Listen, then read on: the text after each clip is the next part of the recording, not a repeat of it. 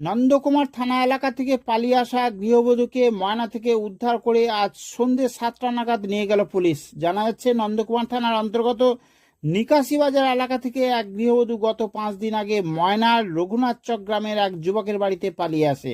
গৃহবধূর পরিবারের অভিযোগের ভিত্তিতে নন্দকুমার থানার পুলিশ মোবাইল টাওয়ার লোকেশন ধরে যুবকের খোঁজ মেলে। ময়না থানার সঙ্গে যোগাযোগ করে আজ সন্ধ্যে নাগাদ রঘুনাথচক গ্রাম থেকে গৃহবধূকে উদ্ধার করে নিয়ে গেল নন্দকুমার থানার পুলিশ, যদিও যুবককে ধরতে পারেনি পুলিশ।